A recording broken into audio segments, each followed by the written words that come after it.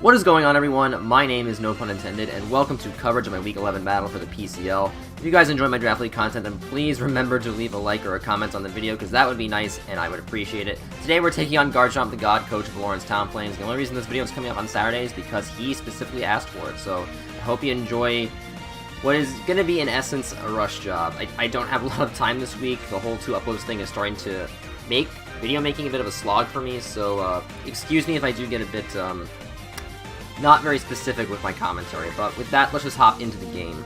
But basically, the idea is that this game was supposed to be a meme match. Garchomp's out of playoffs, and meanwhile, I've already clinched #1 seed, so there's not really anything for either of us to play for, except for the ability to show how much we know about the metagame. But I think Garchomp might have taken it a bit too seriously, because he brought all of his really good mons, and I brought a bunch of basically random stuff that I felt could potentially be fun.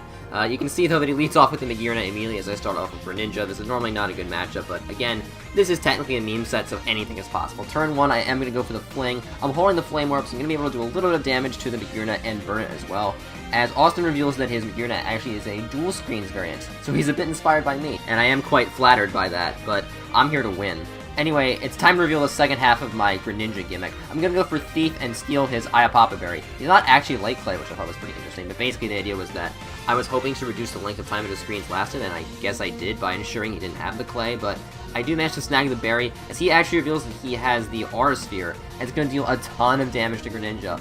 But because I stole his Berry, I'm gonna be able to get back up to half. I love it when meme sets work so serendipitously like that. And because of that, I actually kind of thought about preserving my Greninja, but I felt like without the ability to survive hits, it wasn't going to be able to do very much more of thieving items and throwing them back at my opponent. So I just selected to sag it here. Probably was a bit of a mistake in hindsight, because Greninja was one of my more versatile mons that could generally take on most of Garchomp's team, but whatever. It's a meme game. Who cares? So I am going to lose Greninja to Magearna's Dazzling Gleam, but now that I know its only 2 attacks are both special, Nihilego is surprisingly viable here, given its high base special defense. And that's why I went into it.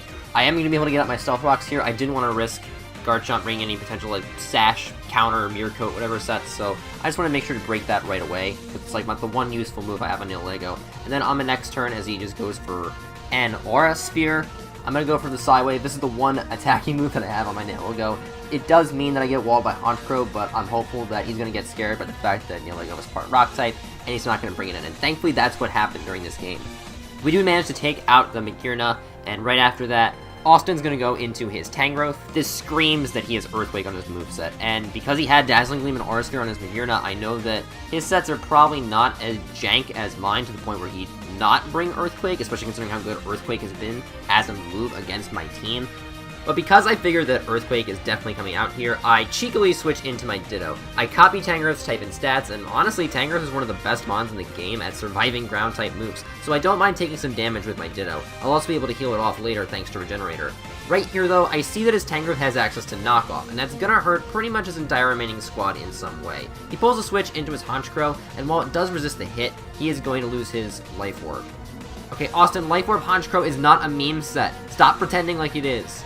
This thing is dangerous, but I don't want my Ditto to die to a potential Brave Bird, so I swap it out of there, get some health back, and bring in my Landorus. I will reduce Honchkrow's attack power with Intimidate, but he reveals that he has Thunder Wave, and because I'm the ground type, it has no effect. I'm very happy to avoid all damage from my Landorus, especially because it is a setup variant, but a non-conventional one. So as he switches back into his Tangrowth, I reveal that I have Gravity.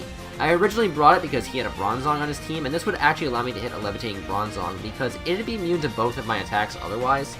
But now that I'm up against Tangrowth, I'm going to reveal my full set.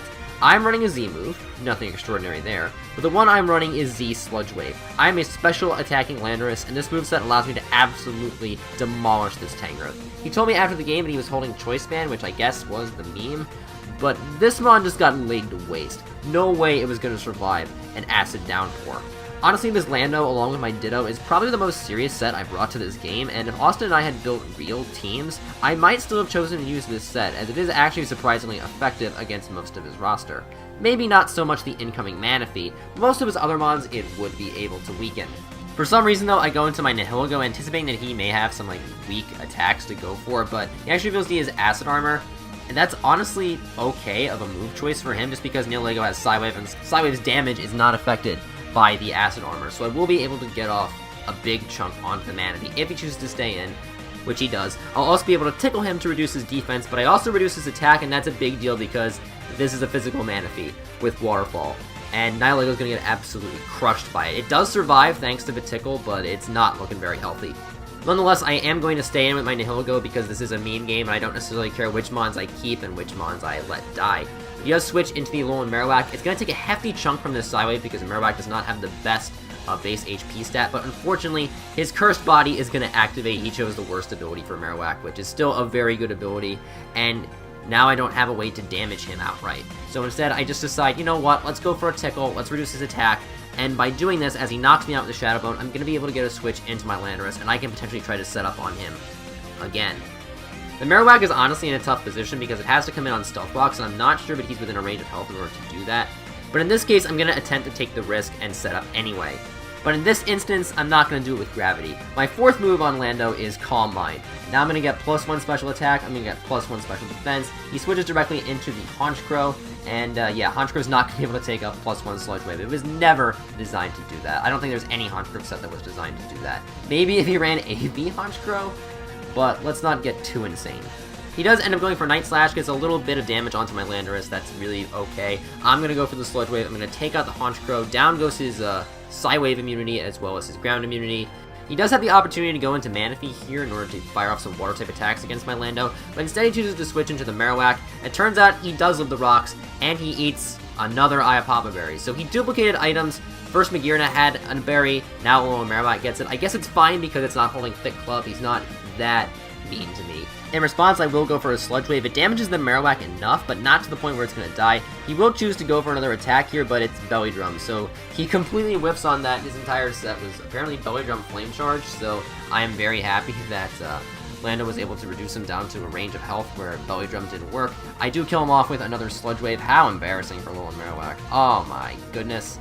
And now Austin's going to go back into the Manaphy like he probably should have done the first time. Instead of going for Waterfall, he's actually going to reveal his Z move, which is a Z Giga Impact, so a 200 base power physical normal type move. Here comes Manaphy charging in with that Breakneck Blitz, but as you can probably assume, Lando is going to eat that attack up, no problem. Then I go for a +1 Earth Power. It does a little over half to Manaphy, but because it is very naturally bulky, it will be able to take the attack, throw off a Waterfall, and my Landorus is going to drop right there. But I'm very happy with the set that I brought. It really performed well in the clutch. So now I have a couple of options I can go into here. I could go into my Ditto to copy Manaphy, although it doesn't have any defense boost at this point. I could also switch into my Medicham to get off a gimmick, but it would take like 2 or 3 turns to get working, and I don't necessarily know that I want to take a Waterfall into a Giga Impact to get it to work, since my Medicham isn't running speed investment. So instead I go Licky Licky, and now it's time to unleash the biggest gimmick of this entire set. I'm going to start off by going for Defense Scroll to give me +1 defense. That's actually very helpful against a physical Manaphy. And now I'm going to reveal that I have Rollout as my attack. The Defense Scroll actually doubles Rollout's power, so Licky Licky is eventually going to become a very unstoppable force. Well, at least it would have, but Manaphy does manage to get a flinch with the Waterfall, so it does reset the stacking of the damage that Licky Licky can eventually do. Regardless, we do eventually manage to take out the Manaphy with my jank Licky Licky set, but unfortunately we're really, really weak, and we're within range of his final Pokemon, that being the Zygarde. And here's where things are going to go horribly, horribly wrong. He's going to take out my Licky Licky with 1,000 arrows. I really didn't have much reason to keep it because Zygarde outspeed any variant of Licky Licky. Then I'm going to actually go into my Mega Medicham. Unfortunately, the problem is with my moveset in itself, as there's not a reliable attack I can go for. The plan was to use Telekinesis to cause one of his monsters to levitate in the air, and what Telekinesis does is that it makes it so that any of my Medicham's attacks will land onto the Zygarde, which is crucial because my main attacking move is Dynamic Punch, and I need that accuracy in order to consistently deal damage to the guard. Unfortunately, he reveals he is Substitute, and Telekinesis for some reason doesn't go for Substitute. I guess you just can't lift it, or maybe it tries to lift the sub, but Zygarde is still safe. I don't know what the gimmick is with that, but regardless, the Substitute is going to completely throw off my plan. I am just going to go for a raw Dynamic Punch in order to attempt to break the sub, but I do miss the first one. Then I decide to reveal my other attacking move, which unfortunately is just a Metronome, and I roll Captivate. He is going to try to set up with both Coil and Dragon Dance. Okay, Austin, this is not a meme set. You cannot tell me that you have 1,000 Arrows sub-Coil Dragon Dance and call it a meme. The only reason why he thinks it's a meme is because his item is Adrenaline War. But Shay ran the same item against me back in week 3. It's not enough of a meme to justify this set.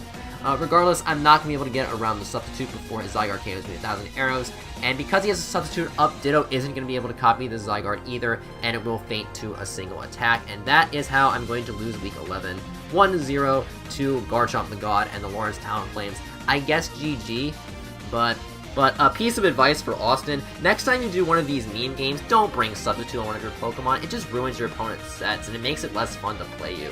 Like, ugh.